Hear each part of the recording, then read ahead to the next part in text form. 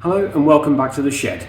Now currently we're in TARDIS mode because a friend of mine has kindly lent me some space in his unit to work on my 1985 Mini Mayfair. I have owned this car for 14 years. This car has travelled quite a large portion of Europe, including the Nürburgring, Stelvio Pass. I've done a tour of Ireland in it. I've done Land's End to John O'Groats in this car, and last year I did a tour of Scotland as well. So this car it's gone quite far, and it's starting to get to a point now where I'd like it just that little bit nicer. It's in very usable condition. It still runs, it still drives. It's still got a ticket on it. It's good. But next year I want it really pucker. So I intend to take this car to the International Mini Meet in Italy this year, which is in May, or the end of May. We are currently nearly the end of January. Yeah. We are the 27th of January. So it gives me February, March, April, May, 4 months, just under 4 months to pull the engine. I know I had it a good few years ago. The car was sat in the garage for quite a long time. As Minis do, they leak. So all the oil more or less ran out of it. And it had a coolant leak as well, and the radiator emptied itself as well. I didn't drive it for months. Jumped in it, popped to the shop, came back, and on my way back I was like, the car doesn't usually get warm in that sort of distance. And by the time I got to the traffic lights at the end of my road, the temperature gauge was screaming, D, you're getting quite hot. So I've had a look down the bores with the camera. I've got some photos which I might put in this video as well. And the bores are very glazed and just scabby. And this engine's been in the car. I built it. I built the engine in this in my mum's back garden. Back in 2011. Yeah, 2011. It was the day of the royal wedding, but I couldn't be bothered to watch that, so I just built the car in the garden. Built the engine in the garden. So it's done probably about 45,000, maybe 50,000 miles in that time. So it runs. It doesn't technically need anything doing with it because it's fine, really. But I got myself a 7-port head, so I'm going to have a bit of that.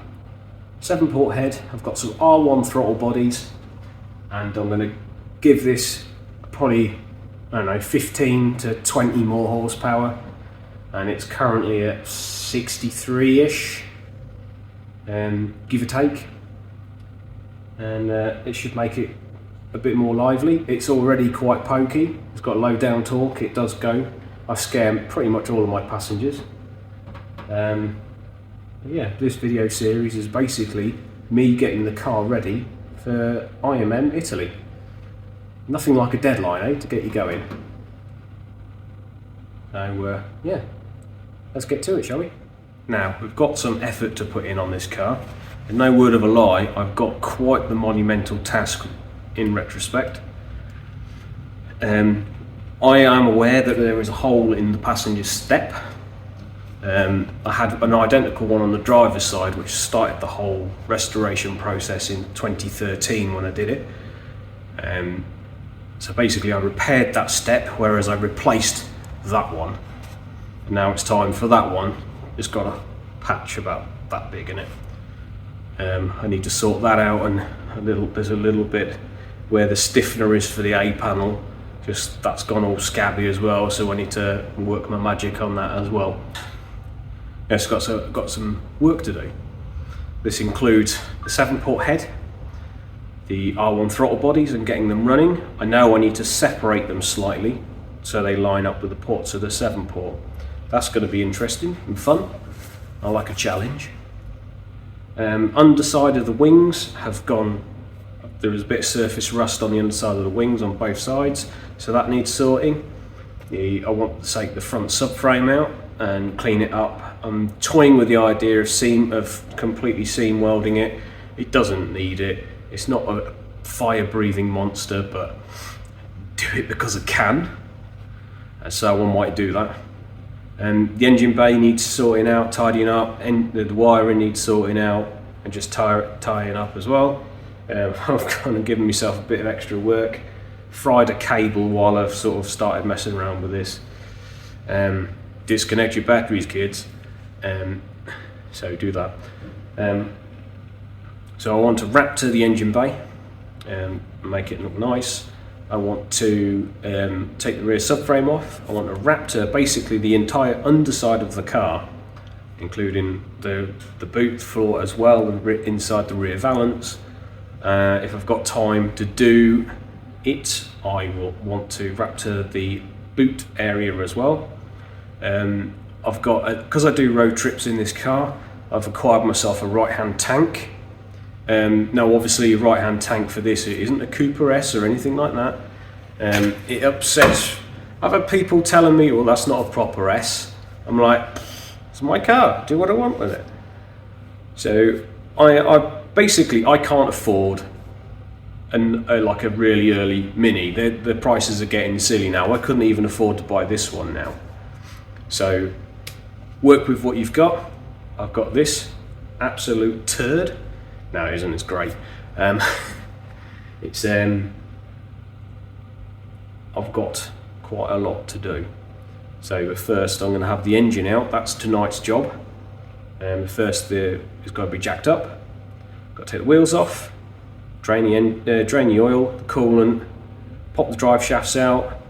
I've already disconnected quite a bit of electrical before I decided, screw it, I'm going to make it even harder for myself and video the whole thing as well. Because, well, I'm starting to wonder if I'm a lunatic. Yeah, so we'll go with that. So yeah, that's the plan. Plan is engine, subframes, floor, doorstep. Oh, I've got 2 door skins to reskin the doors because they've both gone at the bottom. Standard Mini stuff. The car's getting resprayed again, and I'm getting fresh stickers as well. I want to keep the pinstripe on here. I had it pinstriped when I was at a car show a couple of years ago, and the stone chips have ruined it. So I'm going to get it done in, well, I'm going to cheat and have it printed. The interior is going to get a little bit of love. The door cards have become a bit tatty. The seats need a bit of love. They're MX-5 seats. They're very comfortable. I'm not a particular fan of vinyl seats. I find them a bit sweaty, especially on long journeys. And this is supposed to be a road trip car after all. So I'm making this, he says, putting a 7-port on it. I know. That is the only thing about this build that it doesn't make sense. I understand that, but I always wanted a 7-port. I managed to get one on eBay year before last, and it was a case of, oh, 7-port. Find another one. Buy. So I've bought it. It's been gathering dust for 18 months or so. So I bought it for this, so I might as well use it. Yeah, I'm trying to think now, what else can I do on it? Got a new seat belts, not particularly exciting, I've got to admit. A new dashboard as well. I'm going centre clock with this. It's got the 2 clock dash at the minute, well, did, kinda. It's a 2 clock dash which I've modified to just use the speedo, and then everything else is separate gauges and whatnot, because I have to be a pain in the backside and modify everything that I mess around with. A little bit more of the plan of action for what we're doing with this. Let's get on with it.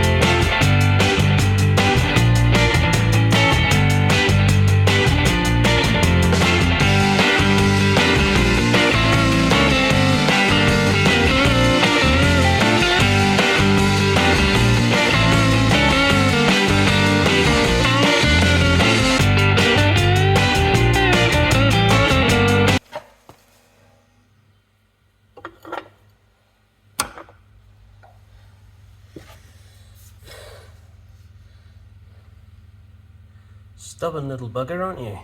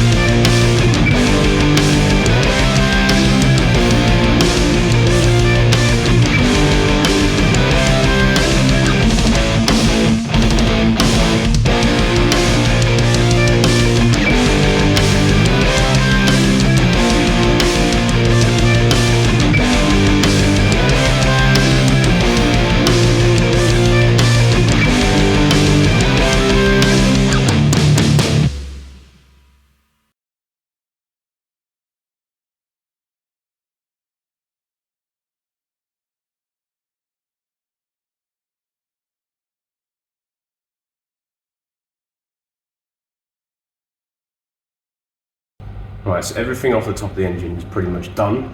Carbs are off, the radiator's out. Everything around here, the air intake for the cabin, the wash bottle, all that stuff. The slave cylinder is disconnected. I realised when I was doing this time lapse, you couldn't actually see what I was doing in this area, so that was a good bit of filming on my part. At the end of the day, I'm not someone who is good at camera stuff. I am just a guy who hits things with hammers. That's what I'm good at. Yeah, so the only thing I will have to do now is the gearbox stabiliser, or steady, gearbox steady, and the engine mounts, and then out it comes. I did find that I had a couple of pieces on the gearbox.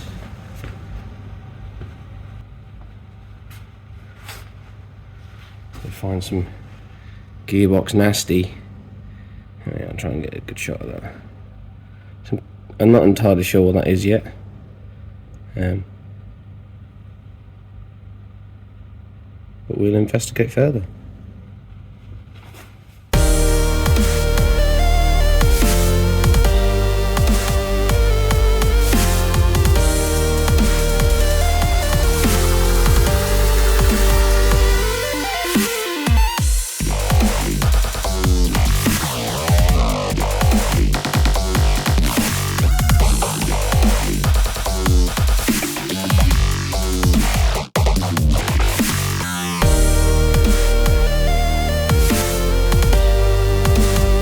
So that's the easy bit done.